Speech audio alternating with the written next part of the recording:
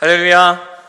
네, 만나서 반갑습니다. 특별히 이렇게 매일 보는 우리 문경 캠퍼스 학생들과 또 오랜만에 함께하는 우리 음성 캠퍼스 학생들, 또 우리 교직원님들, 모든 성도님들 다시 만날 수 있게 돼서 너무너무 반갑습니다. 다시 한번 우리 서로 인사 나눌까요? 예수 그리스도께서 부활하셨습니다라는 의미로 부활하셨습니다. 우리 서로 잠시만 인사 나누겠습니다.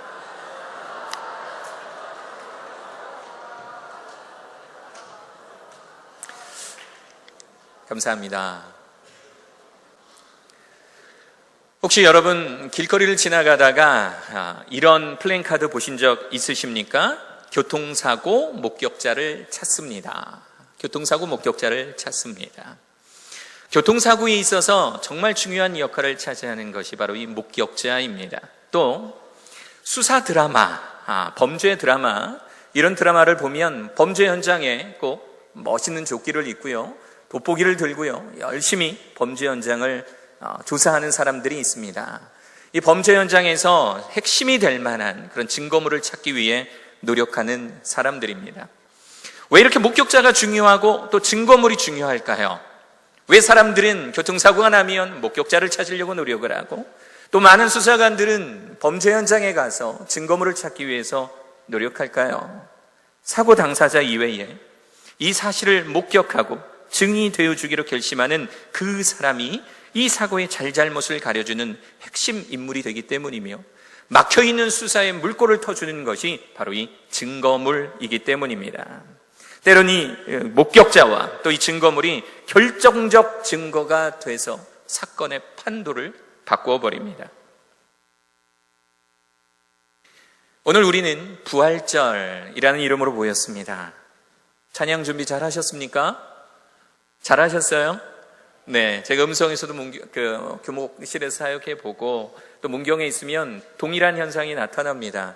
오히려 교목실에서는 그만 연습해도 돼 얘들아, 그만해도 돼. 그런데 학생들은 다가오면 다가올수록 더 연습하고 싶습니다. 어디 좀 빌려주세요. 무슨 시간에 저희들 할애하게 목사님 도와주세요. 이런 목소리가 음성이나 문경이나 동일하게 있는 것 같습니다. 찬양도 잘 준비하고 또 연주도 준비했습니다. 그런데 웃긴 건요, 어떤 사람들은 이렇게 이야기하기도 합니다. 예수? 부활한 게 아니야. 부활한 게 아니라 시신이 도둑 맞은 거야. 도둑 맞은 거. 그래서 제자들이 시신을 몰래 가지고 가서 부활했다고 거짓말하는 거야. 속으면 안 돼. 또 어떤 사람은 이렇게 이야기해요. 예수님, 그래, 역사적 예수 그리스도는 있었어. 예수라고 하는 선지자는 있었는데 그 예수가 부활한 게 아니라, 죽었다가 부활한 게 아니라 잠시 기절한 거야. 기절한 거. 그래서 장시간 출혈로 잠깐 기절했다가 정신 차리고 혼자 도망친 거야. 그리고는 나는 부활했다 이렇게 거짓말하는 거야. 속으면 안 돼. 만약 예수님의 부활이 거짓말이고 또 일어나지도 않은 사건, 그래서 우리가 일어나지도 않은 사건에 대한 소설을 쓴 이 소설을 믿고 있는 것이라면 우리는 도대체 한 달 동안 뭘 하고 있는 걸까요? 세상이 말한 것처럼 시신이 도둑 맞아서 제자들의 거짓말로 인하여서 부활하였다라고 설명하고, 또 어떤 사람들의 이야기처럼 예수 그리스도가 죽었다가 살아난 게 아니라 기절했다가 정신 차린 거다라고 한다면, 그렇다면 우리는 한 달 동안 이 열심히 연습하고 노력한 이 부활절 찬양대는 도대체 뭘까요? 예수님의 부활을 증명하면은 크게 증거 그리고 목격자, 즉 증인의 역할이 매우 중요합니다. 먼저 증거, 빈 무덤입니다. 비어있는 무덤. 마태복음 28장 5절에서 6절 이런 말씀이 나옵니다. 천사가 여자들에게 말하여 이르되 너희는 무서워하지 말라. 십자가에 못 박히신 예수를 너희가 찾는 줄을 내가 아노라. 그가 여기 계시지 않고 그가 말씀하시던 대로 살아나셨느니라. 와서 그가 누우셨던 곳을 보라. 비어있는 무덤, 와서 비어있는 무덤을 보라 라고 성경은 말하고 있습니다. 예수님의 부활의 첫 증거, 바로 그분의 비어있는 무덤입니다. 이슬람교의 창시자 마호메트의 무덤은 사우디아라비아의 서부 메디나에 있고, 유교의 시조 공자의 무덤은 중국의 산둥성 취푸시 북부 일대에 위치한 공림에 있으며, 불교의 창시자 석가모니 유해는 화장되어 중부 인도의 8개의 사리탑에 분장되어 있다고 하는데 유독 예수님만이 비어있는 무덤입니다. 도대체 저 PPT를 만들면서 예수님의 무덤 PPT를 만들려고 세상의 모든 사진과 그림을 저장하고 있다고 자랑하는 구글 이미지 사이트에 예수님 무덤을 아무리 쳐도 나오지를 않아요. 왜냐하면 무덤은 비어있고 그 무덤은 예수님과 아무런 상관이 없기 때문입니다. 왜 예수님의 무덤만 비어있을까요? 구약 성서에서 무수히 예언되어 있고 당시 예수님 스스로도 친히 말씀하셨으며 신약의 사도들 역시 한결같이 증언하고 있는 것처럼 예수 그리스도께서는 장사된 지 사흘 만에 다시 살아나셨기 때문입니다. 할렐루야! 할렐루야! 사실 예수님을 죽인 유대인들도 또 로마의 군인들도 예수님께서 부활하실 것이라는 이 예언을 심히 두려워했습니다.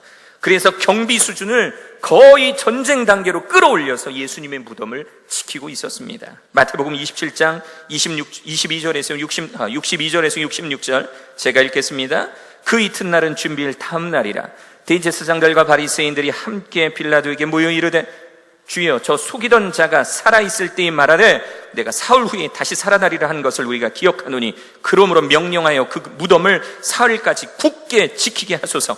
그의 제자들이 와서 시체를 도둑질하여 가고 백성에게 말하되 그가 죽은 자 가운데서 살아났다 하면 후에 속임이 전보다 더 클까 하나이다 하니 빌라도가 이르되 너희에게 경비병이 있으니 가서 힘대로 굳게 지키라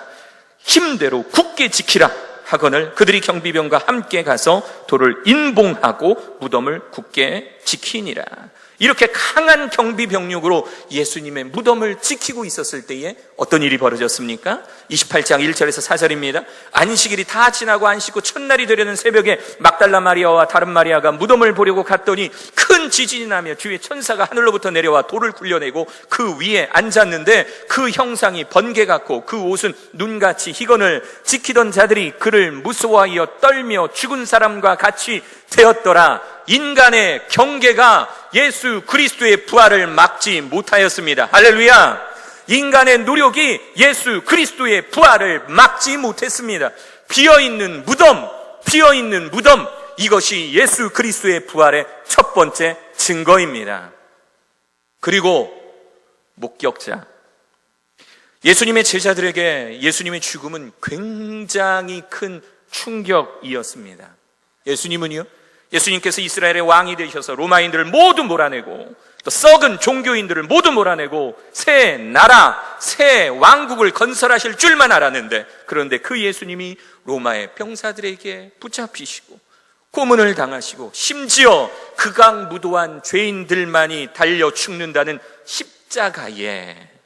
그 십자가에 달려있는 예수 그리스도를 제자들은 목격한 것이지요. 그래서 그들은 도망쳤습니다.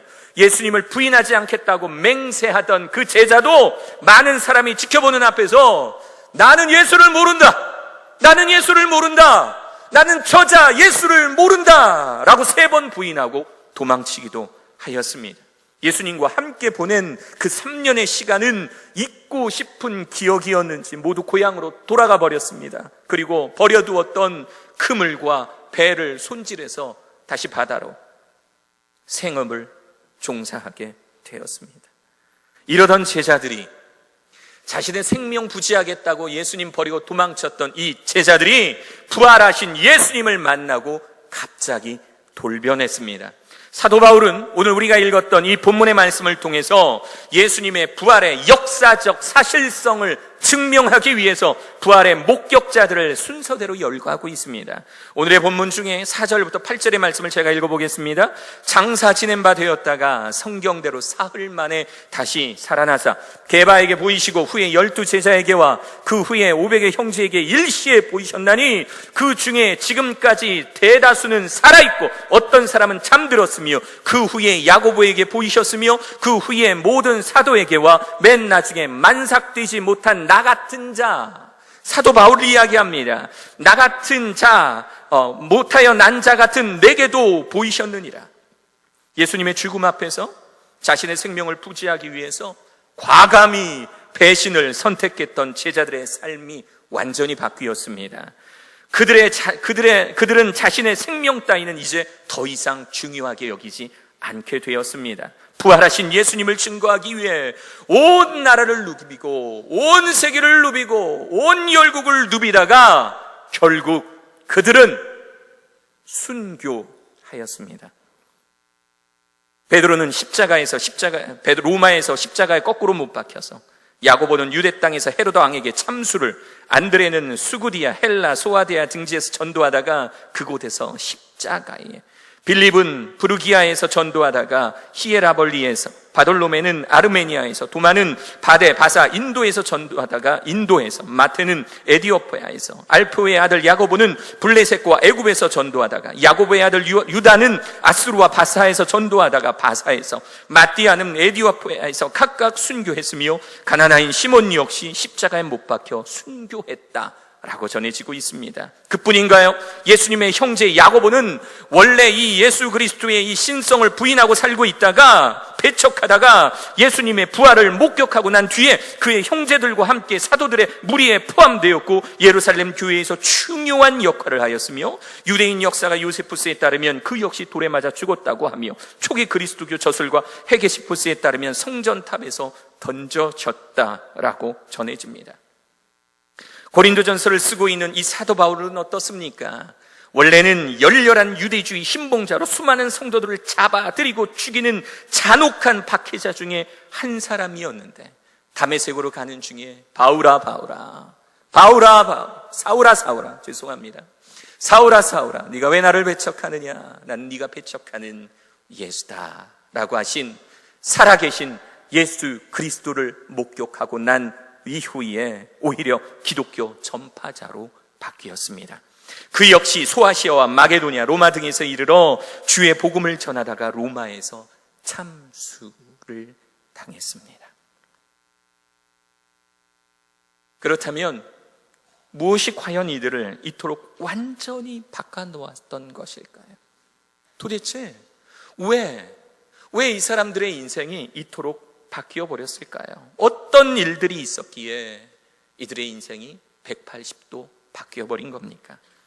주님의 부활을 목격하지 않고서는 다시 사신 예수 그리스도를 내가 보고 믿지 않고서는 도저히 불가능한 일입니다.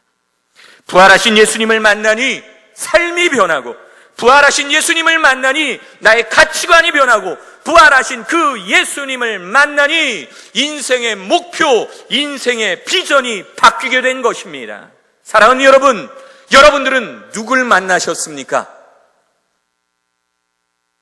여러분들은 이 교회 안에서 예배 중에 신앙생활 한다고 하면서 이력서나 자기소개서를 쓸 때 저는 기독교입니다, 누군가를 만날 때 저는 어느 교회 다니는 크리스찬입니다 라고 말하고 있지만, 저와 여러분은 누구를 만나셨습니까? 신앙생활 몇 년을 하면서 아직도 부활하신 예수 그리스도를 인격적으로 만나지 못해서 아직도 삶의 주인이 나고, 가치관의 주체가 아직도 나고, 인생의 목표와 비전이 아직도 나 중심인 채로 살아가고 있지는 않습니까? 언제까지 예수님을 무덤 속에 그대로 가둘 참이십니까? 예수님은 부활하셨는데 왜 우리는 부활하신 그 예수 그리스도의 증인이 되지 못하고 있습니까? 여러분 기억하십시오. 오늘 우리가 모여서 함께 모여 예배하는 것은 예수님의 부활을 함께 기뻐하기 위함입니다. 오늘 우리가 찬양하는 이유, 여러분들이 잘 준비된 찬양으로 이곳 무대에서 앞으로 2시간 반 뒤면 찬양하게 될 이 찬양하는 이유는 우리 스스로가 부활하신 예수님의 증인이다라는 것을 선포하는 행위입니다.